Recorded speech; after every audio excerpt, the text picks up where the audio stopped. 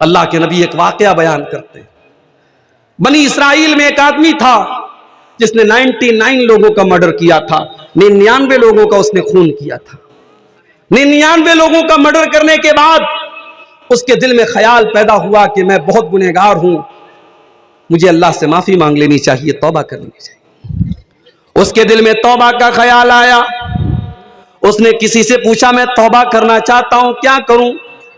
किसी ने कहा कि फला के पास चले जाओ, वो इस दौर का सबसे बड़ा आलिम है, उसके पास चले जाओ, वो तुम्हें कोई रास्ता बताएगा। बुखारी के अल्फाज हैं, वो 99 लोगों का कातिल, वो डाकू उस आदमी के पास पहुंचा जो बहुत बड़ा राहिब था, बहुत बड़ा इबादत गुजार था, मगर आलिम नहीं था। लोग उसको आलिम समझते थे मगर वो आलिम नहीं था, आलिम नहीं था, बहुत बड़ा आबिद था, बहुत इबादत गुजार था। 99 लोगों का मर्डर करने के बाद उसके पास पहुंचा, का मौलवी साहब, इमाम साहब, मैंने 99 लोगों का मर्डर किया है और अब मेरे दिल में तौबा का ख्याल आया है, मैं तौबा करना चाहता हूं, मैं अल्लाह से माफी मांगना चाहता हूं, क्या मेरी तौबा अल्लाह ताला कबूल करेगा? अब देखो, मसला हमेशा आलिम से पूछना चाहिए। वो आलिम नहीं था, वो राहिब था। राहिब अलग होता है, आलिम अलग होता है। हो सकता है एक आदमी बहुत बड़ा इबादत गुजार हो, रातों में तहज्जुद पढ़ता हो, दिन में रोजा रखता हो, मगर यह जरूरी नहीं है, यह आवश्यक नहीं है कि वह आलिम भी हो। जाड़े का मौसम है, हमने मोजा पहना हुआ है।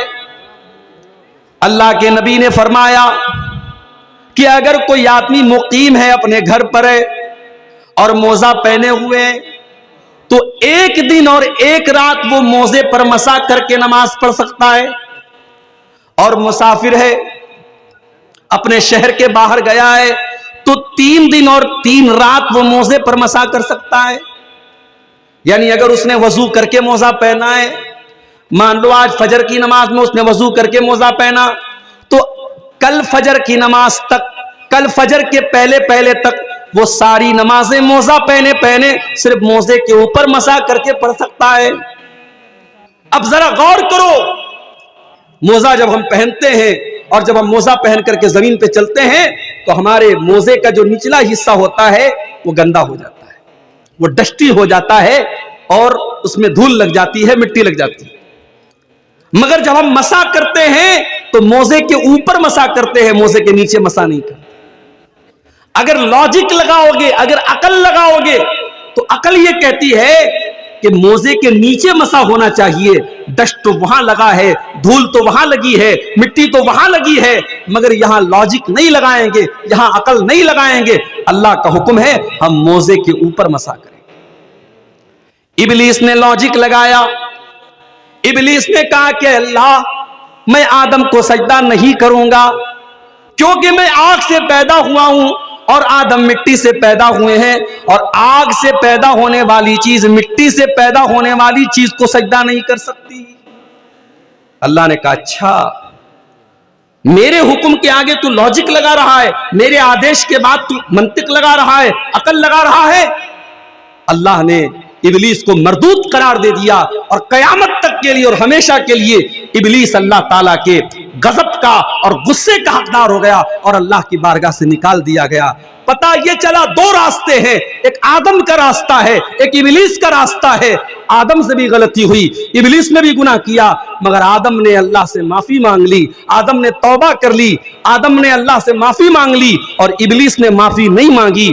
इब्लीस ने गुनाह किया और गुनाह करने के बाद अपने गुनाह के ऊपर डटा रहा और ढिठाई करता रहा। इसी को कहते हैं एक तो चोरी ऊपर से सीना से, एक तो चोरी कर रहा है, अल्लाह को नाराज कर रहा है और उसके बाद अपने गुनाह की दलील दे रहा है।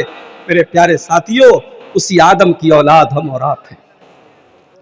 मेरी प्यारी माँ बहनों, मेरे नौजवान साथियों, उसी आदम की औलाद हम और आप हैं, उसी हव्वा की औलाद हम और आप हैं। जब हमसे कोई गलती हो जाए, जब हमसे कोई गुनाह हो जाए, हम अल्लाह से माफी मांग लिया करें, हम अल्लाह से तौबा कर लिया करें। अल्लाह ताला तो तव्वाबुर रहीम है, अल्लाह ताला तो गफूरुर रहीम है। वो हमारे तौबा करने के बाद हमारे गुनाहों को नेकियों में कन्वर्ट कर देगा, बदल देगा। जानते हो, एक बड़ी प्यारी हदीस आपको सुनाने जा रहा हूं। ये हदीस आपको सही मुस्लिम के अंदर मिलेगी। अल्लाह के नबी फरमाते हैं, जब बंदा कोई नेकी का काम करना चाहता है, जब बंदा कोई नेकी के काम करने का इरादा करता है, अल्लाह ताला फरिश्ते से कहता है, मेरा बंदा नेकी के काम का इरादा कर रहा है, उसके नाम आमाल में एक नेकी लिख दो। अभी उसने नेकी नहीं किया है, अभी उसने नेकी का इरादा किया है, अभी वो रात में इशा की नमाज पढ़ के आया है, वो बिस्तर पे ये सोच के सोया है कि कल मैं तहज्जुद की नमाज पढ़ूंगा।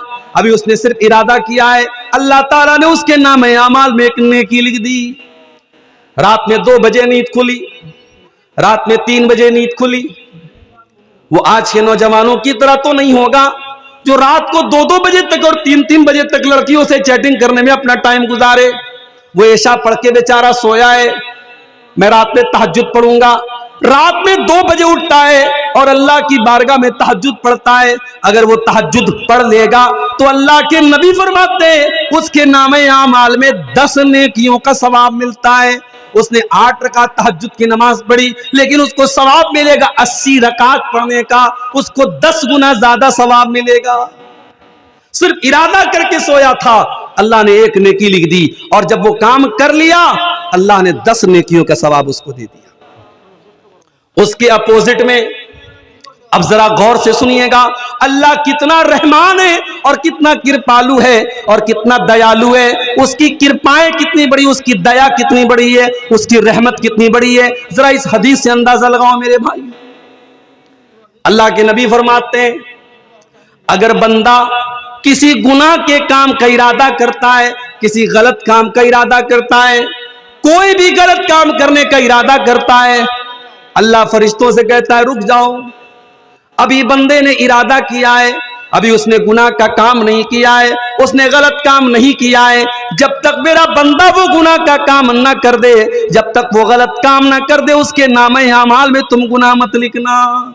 देखो, नेकी का इरादा किया था, नेकी का सवाब अल्लाह ने लिख दिया था, मगर गुनाह का इरादा किया है, अभी अल्लाह ने गुनाह का उसके नामे आमाल में गुनाह को नहीं लिखा, मना कर दिया फरिश्तों से अभी मत।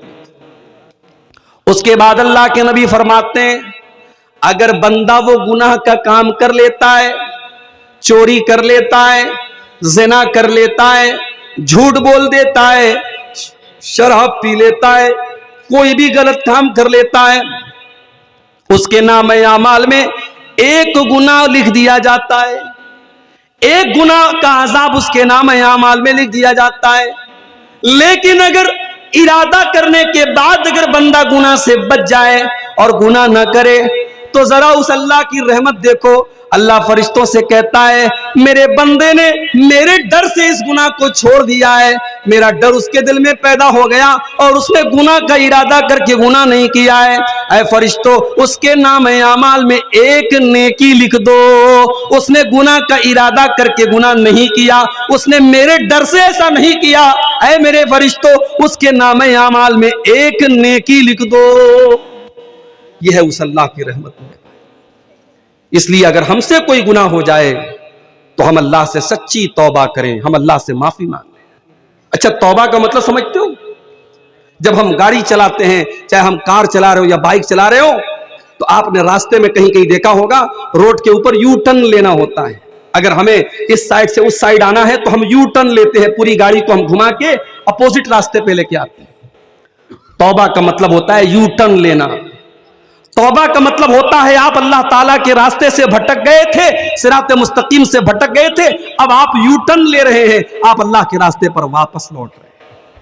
इसलिए अल्लाह ताला कुरान करीम में फरमाता है, इल्ला मन ताबा व आमना व अमिला अमलन सालिहा फउलाइका युबद्दिलुल्लाहु सय्यिआतिहिम हसनात।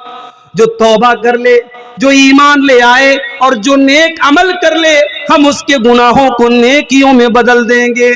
कल तक वो शराब पिया करता था, कल तक वो ज़िना किया करता था, कल तक वो झूठ बोला करता था, कल तक वो हराम काम किया करता था, आज उसने सच्ची तौबा कर ली, आज उसने अल्लाह से माफी मांग ली, आज वो नेक अमल करने लगा, आज उसने अपने आप को सुधार लिया, तो अल्लाह ताला उसको माफ भी कर देगा और उसके सारे गुनाहों को नेकियों में बदल देगा। उस अल्लाह का करम देखो, उस अल्लाह की रहमत का दरिया देखो। फउलाइका युबद्दिलुल्लाहु सय्यिआतिहिम हसनात। दुनिया में अगर हमारा एक बाप का अगर बेटा कोई गलती कर दे और बेटा आके बाप से कहे अब्बा मुझसे गलती हो गई, बच्चा गलती कर दे मां से आके कहे अम्मा गलती हो गई, तो मां माफ कर देती है, बेटा माफ कर देता है। मगर बाप जब माफ करता है, मां जब माफ करती है, तो ऐसा तो नहीं करती है मां, ऐसा तो नहीं करता है बाप कि उस बच्चे को माफ कर दे और उसके बाद उसको तोहफा दे दे। मगर वो अल्लाह, वो जब हम तौबा करते हैं मेरे भाइयों, तो वो हमें माफ भी करता है और हमें तोहफा देता है, हमारे गुनाहों को नेकियों में बदल देता है। ये उस अल्लाह का करम है, ये उसकी रहमत है मेरे प्यारे साथी। इसलिए कभी भी कितना भी इंसान गुनहगार हो, उसे अल्लाह की रहमत से मायूस नहीं होना चाहिए। अगर आपको लगता है कि मैं बहुत गुनहगार हूं और मेरी दुआ अल्लाह ताला नहीं सुनेगा, तो आओ कुरान की मैं वो आयत पढ़ता हूं। यही वो आयत है जिसके बारे में अब्दुल्ला बिन मसूद कहा करते थे, अर्जा आयतिन फी किताबिल्लाह। ये कुरान की ऐसी आयत है जो गुनहगारों को उम्मीद दिलाती है, आशा दिलाती है, गुनहगारों के दिल में अल्लाह ताला से माफी मांगने की आशा पैदा करती है। कुल या इबादियल्लज़ीना असरफू अला अनफुसिहिम ला तक़नतू मिर रहमतिल्लाह इन्नल्लाह यग़फिरुज़्ज़ुनूब जमीआ। ऐ मेरे बंदो, अगर तुमने गुनाह कर करके और पाप कर करके अपने ऊपर अत्याचार कर लिया है, जुल्म कर लिया है, ला तक़नतू मिर रहमतिल्लाह, तुम अल्लाह की रहमत से मायूस न होना, तुम अल्लाह की रहमत से निराश न होना, तुम अल्लाह की रहमत से तुम ना उम्मीद मत होना। अल्लाह तुम्हारे तमाम गुनाहों को माफ कर देगा।